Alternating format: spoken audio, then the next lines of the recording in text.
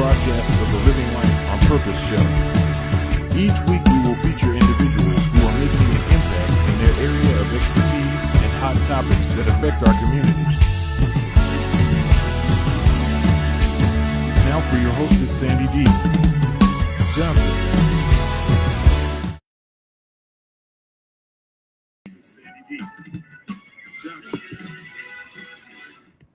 Good evening, everyone. My name is Sandy D. Johnson. I am the hostess of the Living Life on Purpose show. And today we have some really good treats in store for you. Our first guest has a company where she goes around and empowers young people and adults. We're going to bring her on.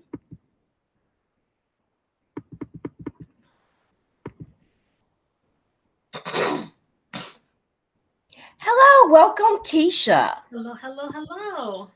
How are you doing today? I am doing well. Thank you. How are you? I'm doing great. So we're going to jump right in and have us tell us a little bit about yourself and what you're doing. And the name of your business is Birth Free Your Greatness. Tell us a little bit about how that was birthed. So this was birth, but the name came up because growing up, I didn't realize that I had greatness on the inside of me. I was raised under the tutelage of children should be seen and not heard. And I was taught by my parents that there's no way, quote, there's no way that you should go to school every day and not bring anything home less than a B. So I didn't realize that I had greatness on the inside of me. And once I got to around, I would say about 38, was when I started realizing that I had greatness on the inside of me. So Free Your Greatness came about by me wanting to give to children what I wish that I had when I was a child. Because if you can teach a child that he or she is powerful enough to create his or her dreams at the earliest age possible, just realize what they will really be able to create in this world. So that's where that came from. So you connected your story, how from what you were told and experienced, yes, how it made you more passionate about helping young people, and you help adults too. Tell us a little bit about how you serve adults with your business. So the way that I serve adults is if there are some adults that feel like that they have a dream on the inside of them and they are looking for the steps to help them to free their greatness, then I offer one-on-one coaching and just talk to them, helping them to realize what it is that they want to do, and then giving them steps based upon the things that I've done to be able to get my dreams accomplished out there. Could you share with us just briefly some of the steps you've taken to keep your dreams on track? So I am very, very, very big into motivation. And so I don't know if I can turn it around here. I have these quotes all over my desk. Different quotes. This has got torn up a little bit right here. But I've got these quotes all over, things that I even make for children. And all the kids are into Among Us. So putting these affirmations on the Among Us, different things like this. And I've got one here for, mermaids in different colors. But first thing that I did was just starting to work on myself and starting to build up my belief within myself. Part of my morning routine is I get up, and I even have affirmations and different positive sayings on my wall. So I look at those, and then I listen to motivation. Every single morning I get up and listen to motivation. And that really has been the biggest step, is just me realizing that, as Lisa Nichols, we were talking earlier about Lisa Nichols, and she said, I am my rescue. So realizing that no one is going to rescue me but me. And the only person that is stopping me is me. And it just goes along with saying those affirmations. I have this right here. And I think I wrote this in 2017. It was August 9th, 3:15 in the morning. And so I'm writing these, and I had to tape it because I was reading it every day. You could see I love myself. Yes. I am worthy of the best that life has to offer. So reading these each and every day, and then following the path of those people who have done it. One of my greatest inspirations is Les Brown. And I listened to his story of how when he wanted to become a DJ, he went back each and every day to that radio station. I mean, if you're familiar with Les Brown, you've heard the story. And so I followed his path, and I was able to meet Les Brown. That was the day. So it was in April of 2019. Every time Les Brown would go live, I can't wait to meet you and shake your hand. I was telling people all around, I'm going to meet Les Brown and shake his hand. I had a second grade student, because I would let them listen to portions of his Georgia Dome speech.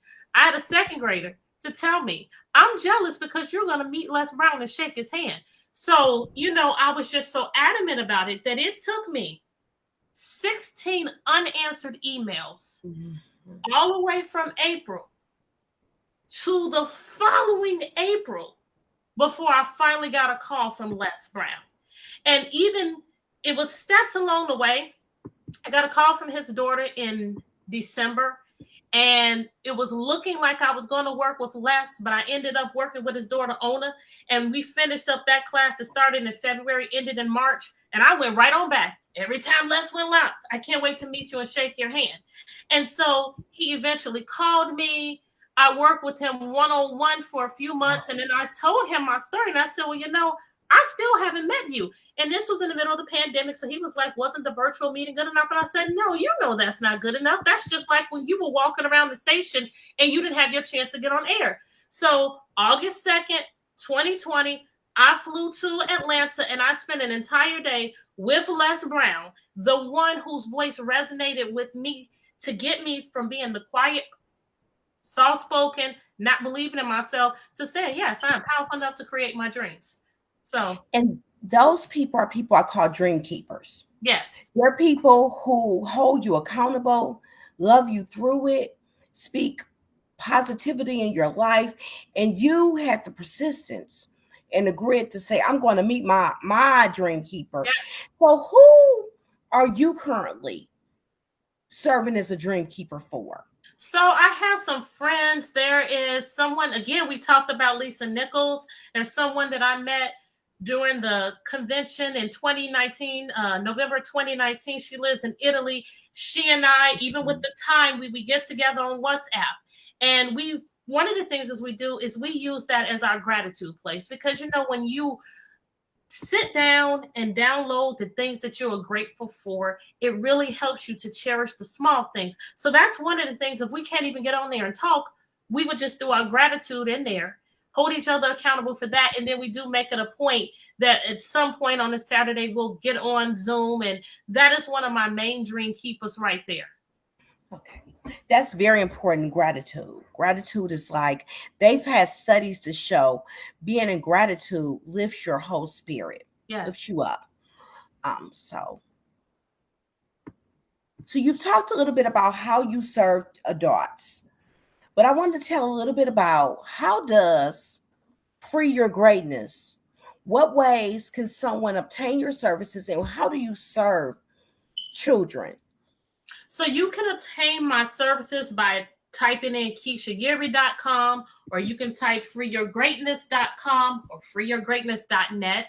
And what I do is I only offer one-on-one services, because I believe that everyone wants the time when they can shine. And so I don't come with the approaches with my tutoring services, which I do in person and online. I don't come with the approach, all right, let's go. Today we're going to be working on short vowels. When I get in there, I have a connection. I call my babies great ones. Each great one child I meet with, he brings in his different Beyblades, and he goes through the first 5 to 10 minutes showing me how to operate the Beyblades. I have another student who likes to create. He's going to even either bring something, some type of Lego creation that he's made, or have his parents to have a picture. It's just all about making those connections of what is it that you like. And those first 5 or 10 minutes is about me just engaging, edifying you, learning from you. Children want a chance to be able to teach. And so I teach them, you are never too young to teach. And I'll point to myself and say, you're never too old to learn. So giving them that power of, okay, Miss Keisha or Miss Yerby, I let them choose what they want to call me, engages with me. She gives me some power. And then learning has to be fun. Kids have something animated in their hands from before they can talk. So I'm an animated person. This personality that you see right here, this is what I give to the kids, or even more. Learning is fun. All right, you've done what you want to do. You need a break. You want to do Just Dance. All right, I'm going to dance with you. Whatever it is that we have to do to keep them engaged and to have them to want to learn. So that's what they get. They get one-on-one instruction. They get passionate instruction. They get me working directly on what is it that you individually need. And I tell the parents, I said, if you give me 6 hours, you are going to see visible results. I'll give you your money back.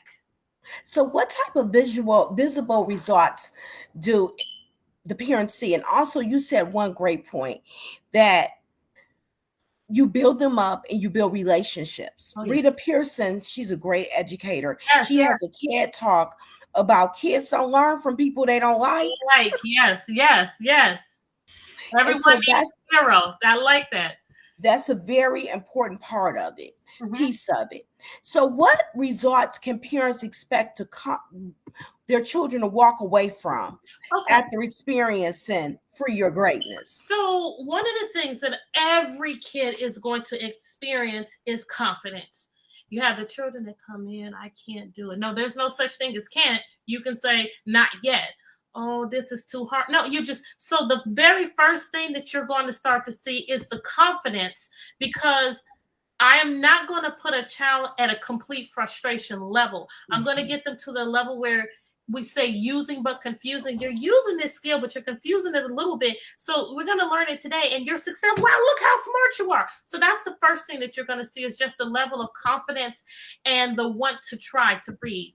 And then it just depends. I mean, some of the children, I had a couple of families to come to me, and they were homeschooling, and the children were not reading at all. So now they can go, and their children can pull up a Dr. Seuss book, and they can read the book. Some other students had gaps where, it just depends on where the child is. Maybe they didn't know the difference between a long vowel and a short vowel, and that was the reason why they were having those issues. Well, now you can understand this is a short vowel. What exactly does that mean? So it's, like I keep saying, it's very an individual thing, but there would definitely be, when you come in, I'm going to do an assessment of the reading, of the comprehension, of the spelling. I'm going to show the parents this is where you are. And then I'm going to do another one in a couple of weeks. And I'm going to say, okay, this is where your baby was right here, and your great one is here right now. But then I usually don't even have to do it, because the parents start seeing it on their own. Okay, that's awesome. And your services, because they're virtual and in person, you're not limited to where you're at. So Nope, people all over the country, their children can free their greatness. They can free their greatness. I opened up my company January 1st, 2020, and I was in person. And of course, COVID knocked me right online, but I took out one Facebook ad, $60. And I started tutoring people right here from Virginia. I'm right here, Virginia Beach. I'm 25 minutes from the ocean front. I had people all the way over to California. I had 2 families in California that didn't know anybody. I mean, they didn't know each other. And I have some families. There's one family that I have in Northern Virginia. I've never met them. And they started with that Facebook ad. And from there, she's brought other families to me. I've met a couple of other people where we started online, and now we started in person, like maybe February or something this year. So I have one session with him online and another. So no, it does not matter where you are. I guarantee that same thing, whether it's virtual or in person, you are going to see those results, because I ask the questions in order to understand how did you get that answer? Oh, now I see, and I build the lesson from there. So parents, if you have kids, because right now we're really dealing with kids, they're saying kids are behind because of COVID. The COVID slide, personally, I've said it ain't a slide. You can't slide from where you wasn't at. But we're going to call it the COVID climb. So the COVID climb. And if you need help, if you need somebody to do one-on-one tutoring, if you want to see those reading levels go up, Keisha's your person. So I have at the bottom her website, www.freeyourgreatness.com. I want to thank you, Keisha, so much for jumping on. I just jumped in her inbox. This lady agreed to be on here. She's been on national TV. And now she can say, I've been on Living Life on Purpose. Hey. Well, thank you so much, Keisha, for joining us today. Thank you so much for having me. Thank you. It's an honor. Any last words for our audience? Children are great imitators. So give them something great to imitate. I want you to know that whatever you were doing, whatever you were saying, your babies are watching you, and that is getting in their subconscious. So again, children are great imitators. So give them something great to imitate. Well, thank you so much for joining us. Thank you. Bye-bye. So here's a little flyer with her information on what she does with her tutoring and mentoring. It's so important that we get the best resources available for our children. Now, next up, I'm really excited because I've started like this little quest to be a prepper. Haven't really just learning. It's a big learning thing. Some of y'all are out there like, what in the world is a prepper? What is that? Well, you know what? You came to the right place, living life on purpose. You finna find out what it is today. But one thing before we jump into that, Keisha talked about was she manifested her dream with Les Brown. She said, I want to meet him. I want to work one-on-one with him. And what did she say? 17, 18 unanswered emails didn't stop her. So sometimes we have to go after our dreams and manifest them. And you know, I do these t-shirts. So I have a little t-shirt that I'm just going to show. And it says, manifest your vision. So guys, you are able to order that shirt that says, man, it's really cute, little dainty. Gonna put me some little jeans on with it and some glasses and be real cute with it. So manifest your dream, and the information on how to order it is it should be in the chat. So right now we're gonna have our next guest. She is a medical professional, and she started this group called Black Preppers, Women Surviving. It's SHTF. I'll have her talk a little bit more about that because we are getting ready. We've always been ready as Black women, but she's educating other women to make sure they're ready. Hello. Hi, Sandy. How are you? I'm fine. How are you doing? Good. Doing well. Doing well. So thank you so much for joining us. Again, I jumped in her inbox. It's like, people need to know about prepping. And the reason I'm kind of spurred with this, if you're reading in the news, you have crop failure. We had 2,000 cattle to die in Oklahoma. There's just a lot of unusual things going on today. Could you just kind of introduce yourself and your organization, and how did your journey begin? Yeah. So my name is Tiffany Gilliam, and you're right. There's way too much going on today. And so basically, I've been a prepper for about 15 years, or actually a little over that. It started with me in 2004 when I had my first child. And once you have a baby, you can kind of see the world differently. All of a sudden, you're responsible for this other person who's helpless. So that just kind of started me thinking in different ways and seeing things differently. And then in 2005, when Katrina hit, that really spurred me. I just could not fathom how people could suffer so much here in a first world country in the middle of the United States. How can we not help these people? We have helicopters flying over, taking pictures of people suffering, but yet they can't drop a case of water to help them. So that just completely blew my mind. And just all of that started me down the path of, what if I found myself in a situation like this? What am I doing? How prepared am I? What if I do best in my area? So that just kind of started me down the whole rabbit hole of prepping and just learning more and more about it. And a lot of things began to make sense. So after prepping for a while, I spent some time in Facebook groups, different groups, and a lot of them were majority groups, and there were some comments made and some prejudices that I didn't particularly care for, and they just weren't nurturing or uplifting to me as a Black woman trying to navigate this whole prepping thing. And so I decided to go ahead and just start my own group and my own organization. So that's what I did. And basically, Black Preppers, Women Surviving SHTF, Shit Hits the Fan, is a group. It's just a space for Black women to come together and kind of figure this thing out together. There's no angry comments or, some of the typical things you might say. There's nobody who's going to mansplain things to you in the group. So it's just kind of a place to just relax and come together and learn together. And you have over 5,000 women in the group, correct? I have over 5,000 women. Very private. We're getting big and we're sticking together.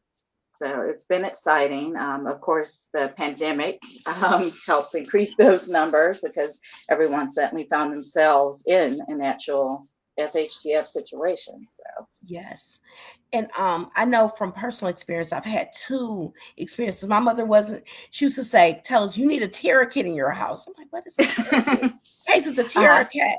So I was always taught to have like canned goods and candles and flashlights and just water or just basic things in case of an emergency. Something happens. And I've had two in my life. Back in Exactly. 2003, a lot of people don't really remember Michigan. I was living in Michigan at the time.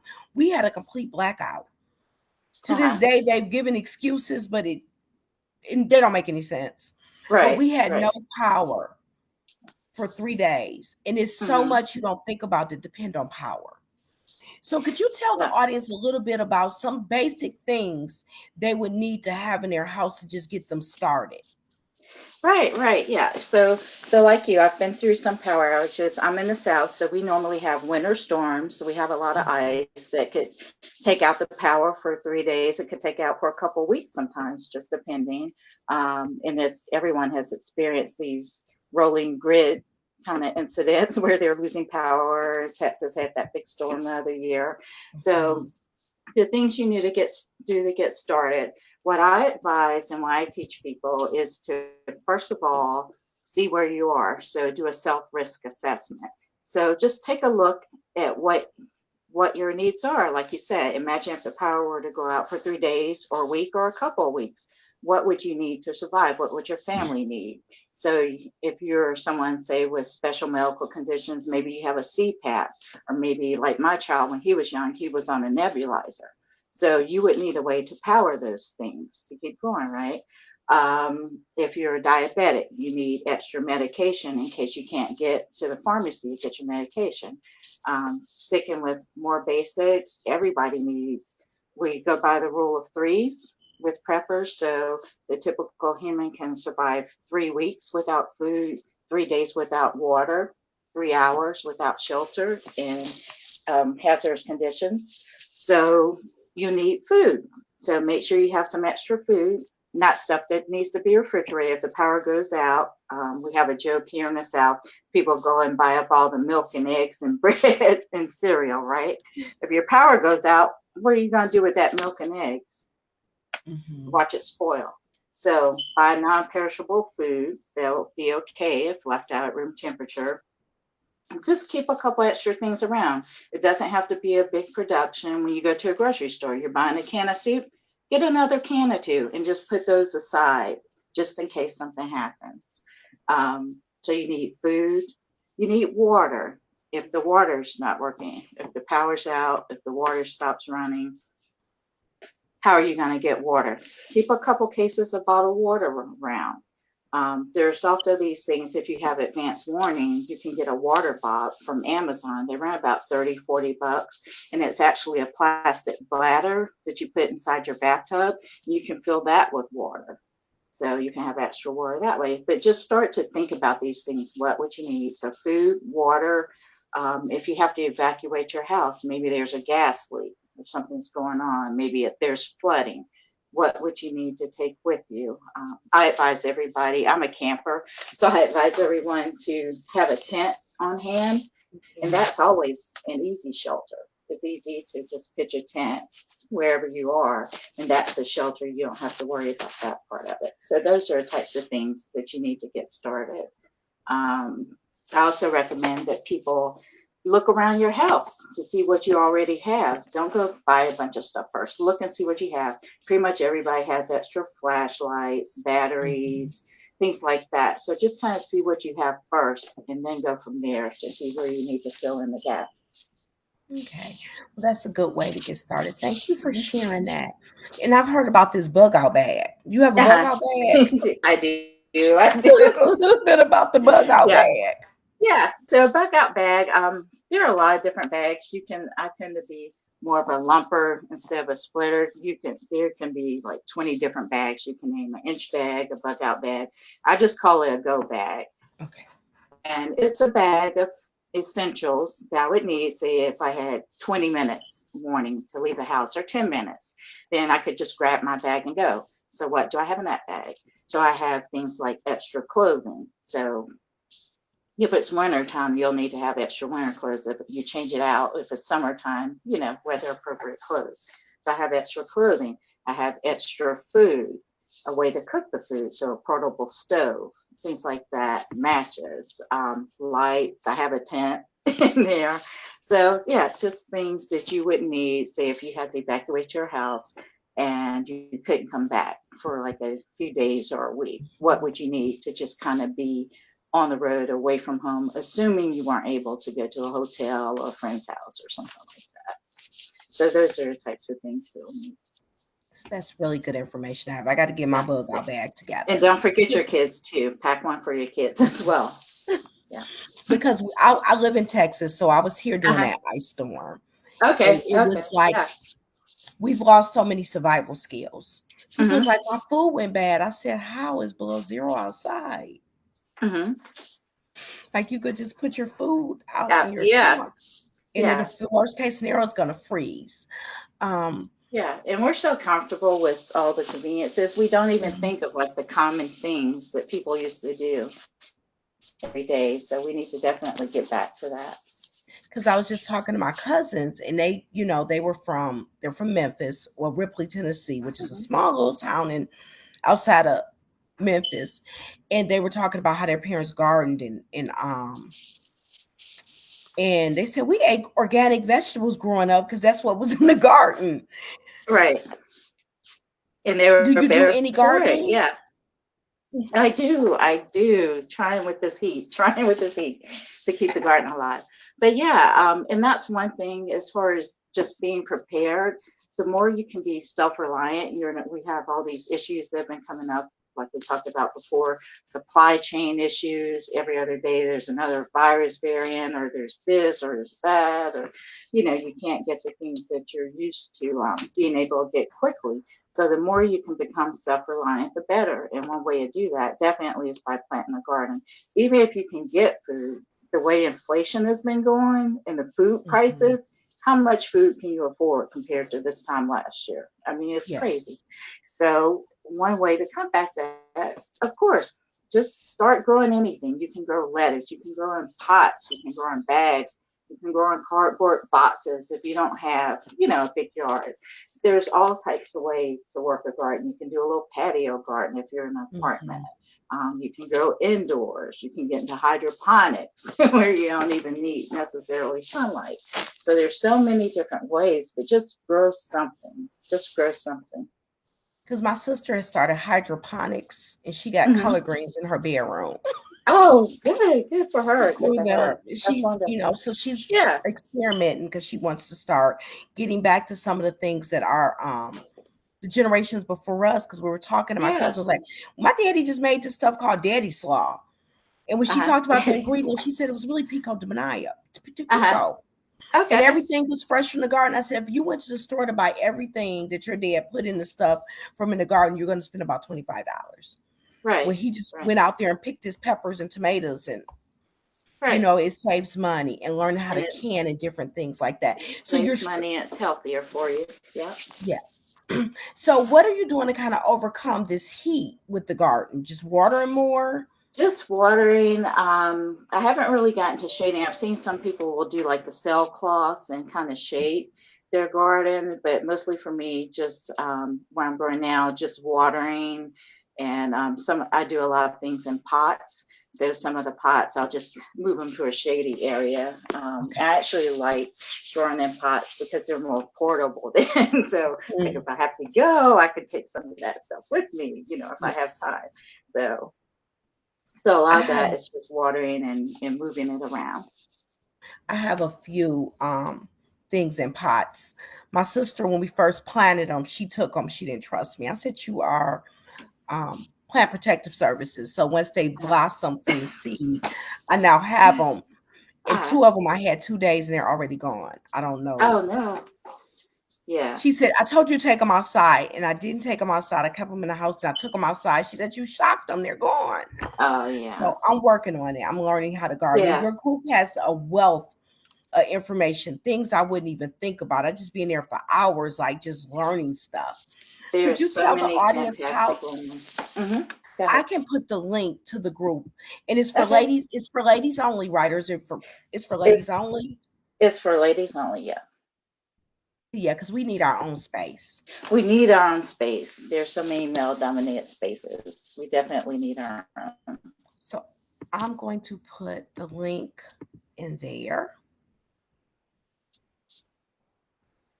But yeah, there are so many amazing women doing fantastic things that I couldn't even hope to do. There's a wealth of information, any aspect of prepping, whether it be gardening. We even have some, self-defense, anything, fitness, you name it. We have medical people, myself and others included. So it's really a wealth, and I love the diversity of information as well. It is. It's really a lot of information, and it's good Mhm. information. Like I said, I get caught in there, and I'm just reading for hours. And I want to Yeah. thank you so much. Do you have any last words or anything else that you would want to share with our audience? Yeah, I would just say, as far as the group, join us if you can. If you're a Black woman, you're thinking about prepping, you're unsure about where the world is going these days, as most of us are, just pop in and, see if something resonates with you. And I think it will. Also, to let you know, I do teach a course if you want to kind of not have to read a million things like I had to do and just jumpstart your prepping. I also teach a course on jumpstarting your prepping. Get started quickly, tell you exactly what you need to do, how to move, tailor it to you. So you can find me in the group. You can find me at WSSHTF, Women Surviving Shit Hitting the Fan, WSSHTF at gmail.com. And I just want to tell everybody, stay hopeful and stay prepped. You can do it. Thank you so much for joining us. And I'll be Okay, sure in the thank you. chat to put your email address on how to contact you. How often do you have your classes? Well, it's usually about once a month, but I have it more or less often depending on the need. But yeah, about once a month. Okay. Okay. Well, I'll be sure to put that information in there. Thank you so much for joining us. Thank you. Have a good evening. You too. Bye-bye. Bye-bye. We've had two great guests today, but I just want to share with you today is Global Forgiveness Day. Global Forgiveness Day. Forgiveness is so important because when you are not walking in forgiveness, you're holding a lot of stuff inside. You have energy going to areas that it shouldn't be going to. Like if you see a person, you become very angry, they're kind of in control. So today has been set aside as a day to forgive those who have offended you, to go seek forgiveness for those who have offended you, and or to apologize to those who you have offended. So Global Forgiveness Day. And sometimes the person you need to forgive is yourself. So, and as I was thinking about self-forgiveness, I started thinking about forgiveness is really an act of self-love. Because when I love myself enough not to harbor resentment, not to let someone else be in control of me. If I see them and I'm mad and I'm upset. And I had a real lesson this week in forgiveness, because one thing about forgiveness is like taking steps. It's a continual process. It's not a one and done, because you could be at a good place and somebody do something to you, and then you could find yourself needing to re-forgive. But how many times have Jesus had to forgive us? A whole bunch. So today, reach out. If that person is not let's just say it's a person that don't think they wronged you, you can forgive that person without them asking for closure. It's the difference between forgiveness and closure. Closure is like, I can sit down with you as a mature person and you can own what you've done to me. And then we could discuss it and you can apologize. That's closure. Forgiveness is, even if you never apologize to me, I have the power to release any ill feelings I have towards you. So take back your power and forgive, because it's truly an act of self-worth. And it kind of inspired a t-shirt. I said, Global Forgiveness Day. And the t-shirt says, forgiveness